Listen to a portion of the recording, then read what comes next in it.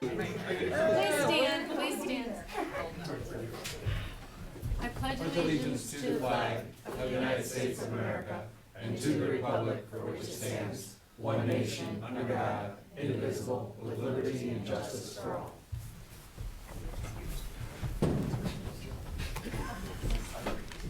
Heavenly Father, we beseech your divine guidance in this meeting. Keep us ever mindful of our obligation. Grant us, dear Lord, wisdom, tolerance, and courage that we may well serve our county and fulfill our trust. Amen. Amen.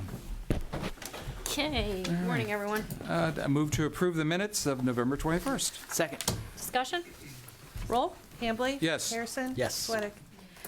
Yes. Do we have any public comment regarding any pending resolutions? If not, moving on, we are going to do a commendation for retirement. Resolution commending Laura Kennedy for her more than 30 years of service with Medina County. It has come to the attention of the Board of Medina County Commissioners that Laura Kennedy is retiring from the probate and juvenile court on November 30th, 2023. Laura has been employed with the Medina County Probate and Juvenile Court for over 30 years, working as a juvenile clerk, secretary to Judge Don Lone, and probate clerk. Laura served with 4 different probate and juvenile judges, performing her duties through providing support, guidance, and encouragement to fellow employees and assisting judges, clerks, witnesses, jurors, and the public. The Board of County Commissioners wishes to recognize and honor Laura for her commitment and diligent work for Medina County. Now, therefore, be it resolved by the Board of County Commissioners of Medina County, Ohio, that Laura Kennedy be and is hereby commended for her over 30 years of service with Medina County. Move to approve. Second. Discussion? I just want to say, I had the opportunity to work with Laura as a member of the public for over the years, and she's just done a great job, and it's going to be a hard spot to fill. So if there was a way to approve this while finding a way for her to stick around, that would be my preference. So. Well-deserved retirement. Thank Yeah, you. indeed. Thank you for your service. Roll? Hambley? Yes. Harrison? Yes. Sweattick? Yes. You want to come?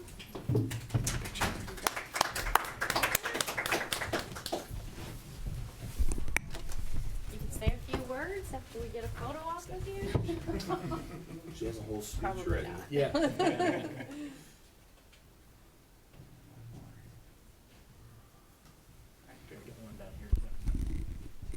Oh, I'm the husband. Yeah. Okay. I still have to work for 10 more years. Go ahead, say a few words. I wasn't prepared, Okay. but thank you. Oh, you're so nice. Enjoy. Congratulations. Enjoy. Okay, next up, we have resolutions. Jeremy Cinco, sanitary engineer.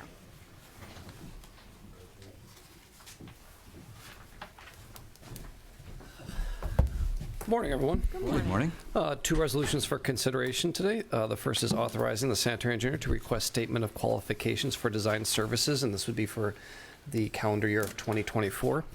And the second is authorizing the sanitary engineer to enter into an agreement with Dixon for construction inspection services for the substation road water storage tank project. Move to approve both resolutions. Second. Discussion? Roll? Hambley? Yes. Harrison? Yes. Sweattick? Yes, thank you, All Jeremy. right, thanks. Thank you, Jeremy. Next up, we have Barb Walton, our solid waste director. Good morning. Good morning. Good morning. I have 3 resolutions for consideration. The first one is a resolution authorizing the disposal of a 2000 International hook truck. The second one is a resolution authorizing the submission of a grant application to the Ohio Environmental Protection Agency for the 2024 Community Development Grant. And the third one is a resolution authorizing the submission of a grant application to the Ohio Environmental Protection Agency for the 2024 Water Bottle Refilling Station Grant. Move to approve all 3 resolutions. Second. Discussion? Roll? Hambley? Yes. Harrison? Yes. Sweattick? Yes, thank you so Thank much, you. Barb. Thank you. Next up, we have Holly Murin, our Human Resources Director.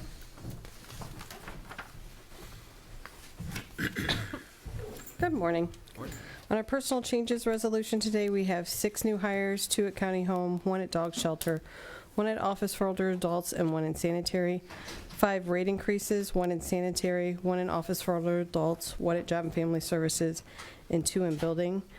We have 3 changes in position control numbers, 2 at office for older adults, and 1 in sanitary, 2 leave of absence, 1 at county home, and 1 at job and family services. 1 promotion in transit, 1 resignation at county home, 1 removal at county home, and 1 deceased in building. Our second resolution is to revise the Commissioner's Employment Manual. Move to approve both resolutions. Discussion? Oh, sorry. Second. Discussion? Roll? Hambley? Yes. Harrison? Yes. Sweattick? Yes. Thank Thank you, you. Holly.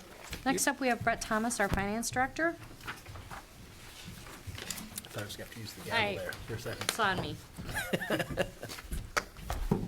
Good morning, Commissioners. Good morning. It's another short week for me. The holiday made sure that we couldn't make that much paper for you guys this week. We have 5 resolutions for you today. The first one is increases of appropriations. Our second resolution is transfer of appropriations. Third resolution is expenditure adjustments. Our fourth resolution is expenses of county officials, this time for the auditor, nothing out of state. And our fifth and final resolution is our weekly bills in the amount of $486,806.45. As always, copies of these bills are kept in the auditor's office for your perusal. Move to approve the 5 resolutions. Second. Discussion? Roll? Hambley? Yes. Harrison? Yes. Sweattick? Yes. Thank you, Brett. Thank you. Next up, we have Chris Jacob, our County Administrator.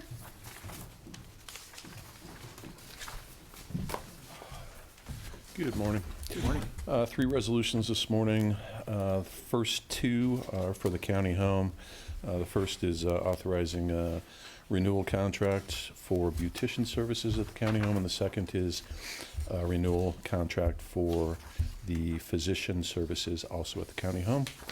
And third and final resolution this morning approves an addendum to the lease with the Strand Company for office space for the Clerk of Court's Wadsworth Auto Title office. The new monthly amount would be $1,307.57 and is payable out of Fund 0180, the Auto Title Fund. Move to approve the 3 resolutions. Second. Discussion? Roll? Hambley? Yes. Harrison? Yes. Sweattick? Yes. Thanks. Thank you, Thanks, Chris. Now we have our department updates. First up, we have Shannon Ryan, our Transat Director. Good morning. Morning. Good morning. Just going over October performance. Again, I said this a couple times, our Medina Flex was a big step for us. We were able to iron out some kinks in Wadsworth and produce some great numbers, but just happy to report, just to highlight our ridership numbers. Again, these vary year over year, month over month, but if you'll look at the number for Medina, 1,342 trips in the month of October, as opposed to 502 last year in October. And on an average, there was 531. So, and the yearly average for us was 601. So our ridership productivity on these buses is just really going very well. I thank the team tremendously because without them, the drivers and the schedulers, to make a conscious effort to communicate with the public about the Flex, the MC Flex, it's resulted in great results for numbers. Looking at revenue miles down below that, 14,354. We're reducing miles on the revenue side. The big win is the fuel, I think, from a financial perspective.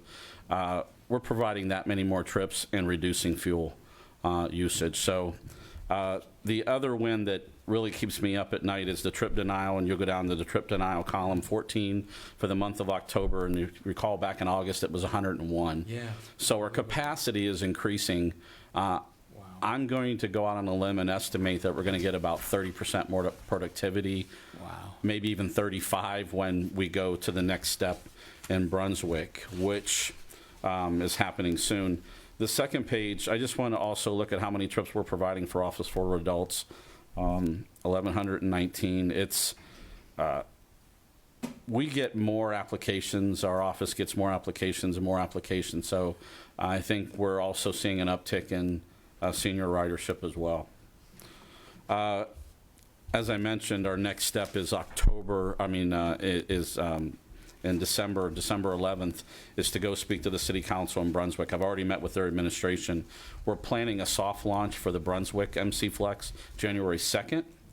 Right after, and that aligns with our new driver's bid. My team is very happy to hear me say that because they really want this to work because it's been so successful. It makes the drivers' lives a lot easier, not driving those unnecessary miles on those Brunswick roads that tend to be a little too inefficient. We're going to become very efficient in Brunswick.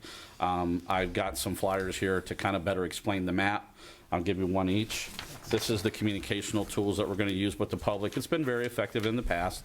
That kind of adds to the collection of all three. I've also got an article written that will go in our newsletter, your newsletter, and also in the Brunswick newsletter, their city newsletter. So they've kind of helped me formulate some good thoughts for, to deliver the unique message to their Brunswick. I'll be doing public speaking engagements up there to talk to a lot of folks face to face. I would say that the public is accepting the MC Flex more and more every day. Our drivers like it, and we're becoming very efficient as I'd say we could be a little bit more, but right now we're hitting on all cylinders when it comes for. We're also trying to hire drivers. We have a couple in the pipeline. Always in the pipeline, a couple. And then our new vehicles after the first of the year, I've got a preliminary kind of side text saying, get ready for the first quarter of the year for our 8 replacement buses. So I'm happy to say that, which we need. So 2024 looks strong. Awesome. Good. Great job, Shannon. So if you mentioned the October 23 compared to 22 in terms of Medina Right. Trips. Right. And if you look at the trip denials, that number has transformed year over year from last October. It was 59 denials on 5,208 total trips in 22 and 14 on 6,090 total trips. We try not to have, there's a lot of trip negotiation. If you can't go at this time, going an hour That trip later. denial is system-wide even for the demand response, correct? It's always been demand response. Right. Because right. that We 59 don't deny the flex. Right. We find Yeah. a way. So what that means is actually people are finding a way to utilize the flex as opposed to trying to use the demand response, which, Exactly. As we've expanded the flex area, that absorbs some Some of that, demand trips, yeah. which gives more capacity. Yeah. The productivity is just really well on the buses. Again, Well, all credit. When we had basically a fixed route, they'd had to use the demand response. Right. That's right. correct. So. Because it didn't go there. You weren't on the Exactly, route. so for them, it's like, okay, it's almost the same thing, except it's That's quicker. correct. And Yeah. so, and by the It's numbers show, synonymous. much more efficient. Yeah, it's It- very similar. Yes, Yeah. ma'am. Is the, up in Brunswick, is that Weekly Sun newspaper still well read? Yeah, I mean, it's at cleveland.com, but yeah, it's online. Oh, it's online, so they don't do the weekly paper. Yeah, I was gonna no, say, I no, think that this no. would have almost been worth a newspaper ad up in the Brunswick newspaper, but it's only online now. Yeah, it's cleveland.com, Okay. so, yeah. Actually, I have this article. The newspaper will be there. Excellent. Great. They're Stuff going is to great. get the article Yeah. handed to them because the city council will have it, you all have it. So that'll go to the newspaper. Paul Barnett's been very helpful to get the newspaper there for us. Good. Well, Yeah, I just intuitively, you would think with this kind of an option where you've got to book directly, there would be more denials. And so I just, at the macro level, the fact that it's kind of bearing out in the numbers, that it's, I think like that too. yeah, It's what's the dynamic behavior, because you think about the customer, what's the customer want? Right. Right, I don't want to ride around on a bus, I don't want to stand on a street corner, I want to sit in my warm house, see the bus pull up and I go. right. but to Yeah. make it clear, they don't have to use only the app to get the flex ride, they can also call and schedule. Phone should be the way they go. Right. Until they get customized, they get accustomed to how the system works. Right. Then we introduce the app. And I think what's going to happen, what I want to see happen is once we get Brunswick in place, I'll go back to the city council and do some more campaigning. Right. To answer those questions, to get people more comfortable with it, just making sure we have the capacity we need Right. to meet the needs, so, yep. That's great. Super, excellent job. Good, good. Thank you, Shannon. Thank you. Next up, we have Debbie Kiley from Job and Family Services. Good morning. Good It's morning. weird, I don't have any resolutions for you this morning, so it feels weird. So just department updates. I'll go by division. Child Protective, this month to date, we've received 131 calls of abuse and neglect, and we remain at 146 children in care, but I'm happy to report that we've been able to reunite 4 children with their families, and equally happy to report that a child was adopted this month. And of course, I can't share specific details, but I can say that this young gentleman has lived a lot in just a few years. So we are so grateful for the family that has decided to make him a permanent part of their family.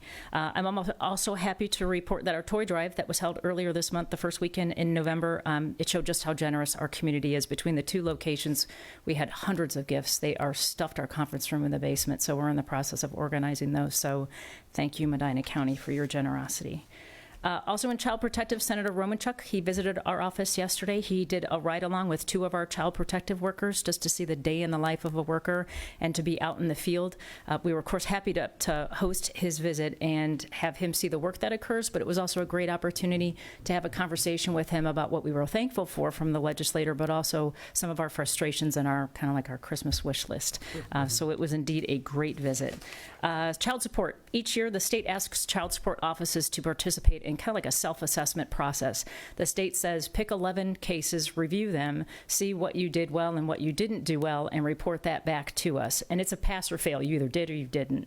It's a great opportunity, along with our own internal processes, to share with the state what we're doing well and what we're maybe can improve on. It also helps the state define from a state level, based on county percentages, the incentive dollars that are received from the feds to the state. So it's a great opportunity for us to take a look at what we do and how we do it. The Public Assistance Division, it's actually historically had little turnover, but it's been a bit fraught as of late, and it's the domino effect, as I like to call it. We had one person resign because she wanted to return to school, and another resignation.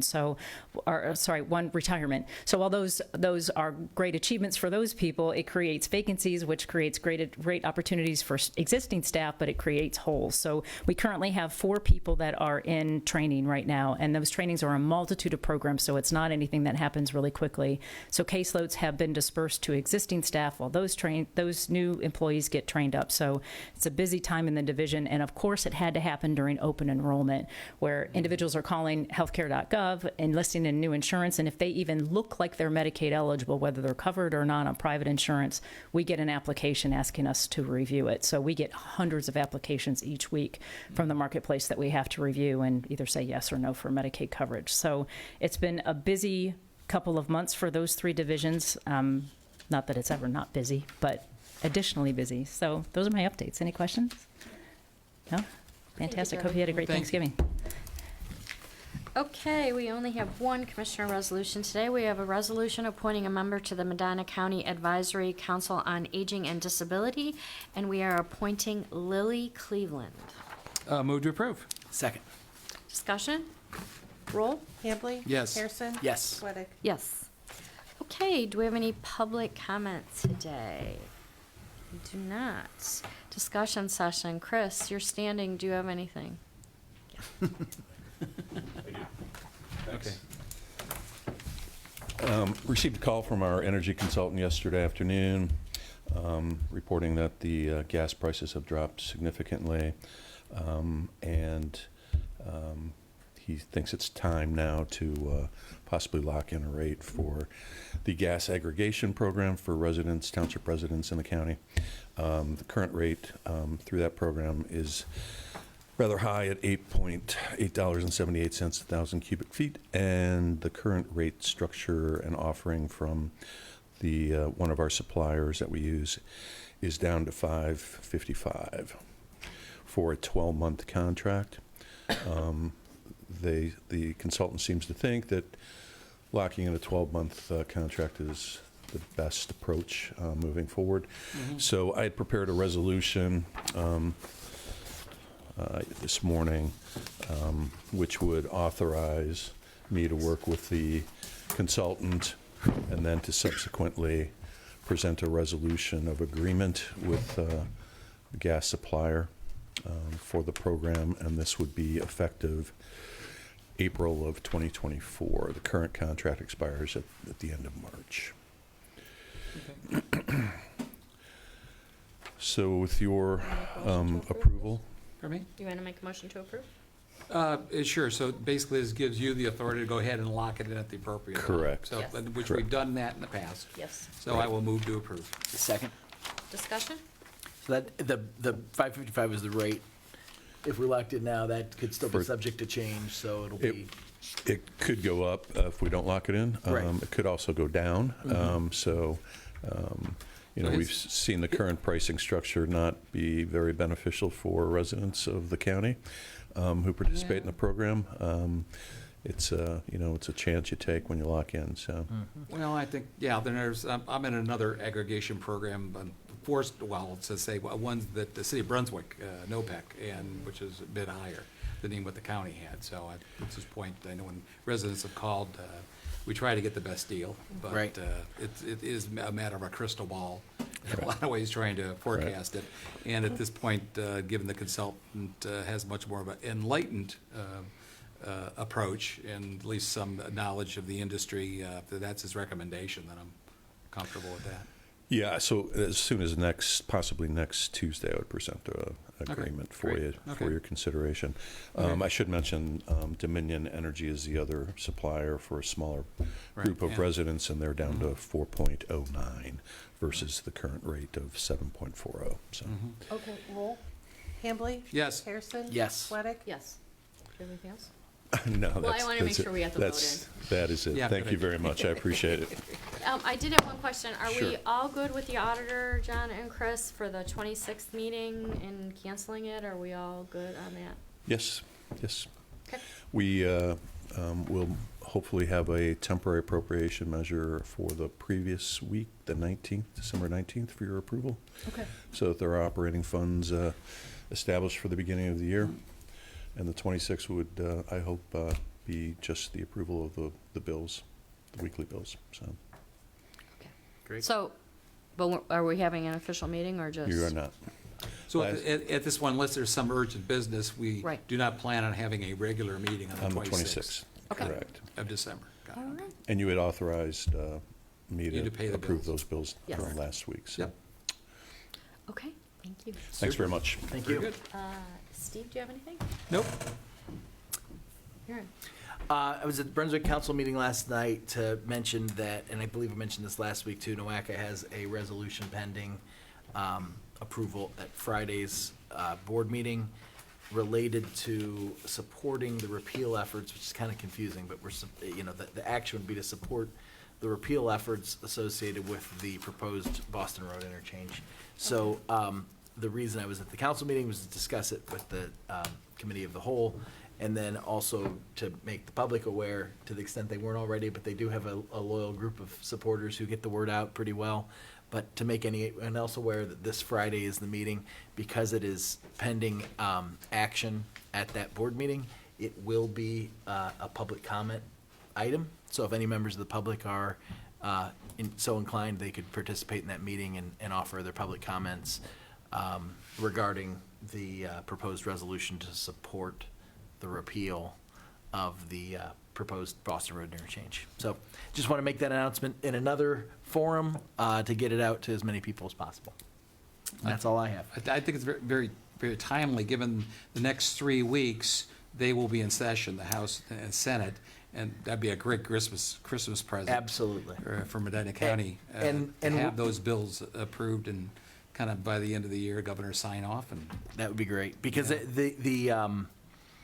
the kind of takeaway I had was, in spite of NOACA's pretty consistent opposition to the creation of that in the transportation budget in the first place, some of even our local legislators weren't aware of NOACA's position on that. And so the full board, acting by way of resolution, some might say, well, is that really necessary, because it is existing policy?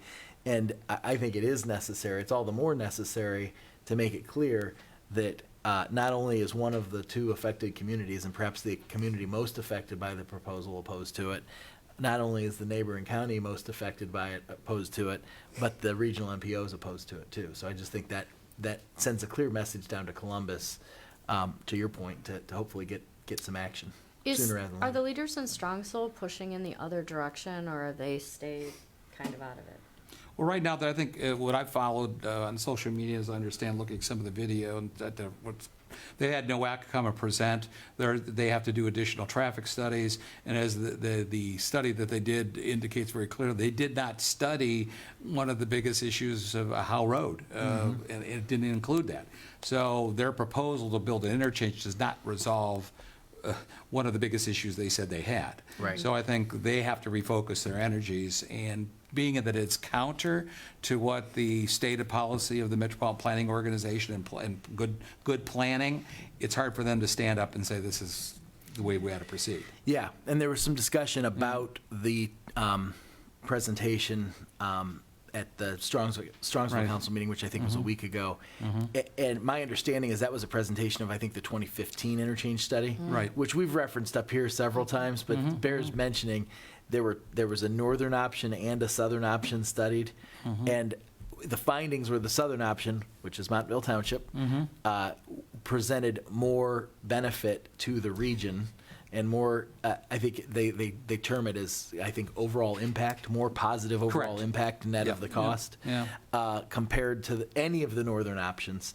And so I think there was some concern from the Brunswick folks that, well, if they're shifting back to a NOACA study that supports the Boston Road interchange, and I said, well, I think, recalling that study, I think the Boston Road interchange might have been the most impactful of the northern options, but that was kind of the first among bad options because none of them were terribly impactful in those findings in the first place. And I don't think the 2015 study, my understanding is the 2015 study wouldn't replace the forward-looking studies that NOACA would need to do as part of approving, even if the existing law stays on the books. So Agreed. there were some concerns about that, which I think, I mean, I'd be concerned about it too if my house was on the chopping block, but I think there's still a lot of work for the MPO to do before this becomes a reality, even if the repeal effort doesn't happen. But I think if we could take short-term steps to make the repeal effort happen, it saves everybody a lot of effort in the process. I just want to publicly thank you for all your work on this, being the representative of NOAC as well as taking the lead on this. Obviously, I've got a personal interest. I'm just down around the street. And I don't want, and I think in some ways I step back because I don't want to be thought like I'm a NIMBY. Yeah, because it's in my backyard, I'm opposed to it. It just, as I've already indicated very clearly, it's just a bad idea and a bad proposal, bad location for what they proposed, bad process. But I'm very thankful that you have taken the lead on this, and you have a lot credibility when it comes to, since it's not in your backyard, Right. you can now speak as to how it impacts the county as well as the community. Truth be told, I'd kind of like one in my backyard. I live in Montville Township, but I got to keep. Yeah. But I'm nothing if not a one-trick pony, I guess. Yeah. But no, I appreciate that. I appreciate you saying that. Thank you. John, did you have anything? No. Matt? Okay, so two things. This morning, I received my first ever fax in this office. I had never received a fax before, but I did get this. Faxes still work? I did. Somebody put it on my desk. I got the second quote for the second company for the hearing loop. Oh, okay, yeah. So I'll okay, put the all right. two quotes together and get it to you guys to look at. I have not looked at the numbers at all, but we finally do have the second quote in now. Second, I wanted to take a moment and Montville Township trustee Ron Bischoff passed away this week, and he had served Montville for more than 5 decades. He was a wonderful man and an incredible leader, and he did so much for his community, and he was beloved, and it really, really, really is an incredible loss to that township. So I just wanted to take a moment to say how much we appreciated his service and to say a prayer for his family and thank him. So.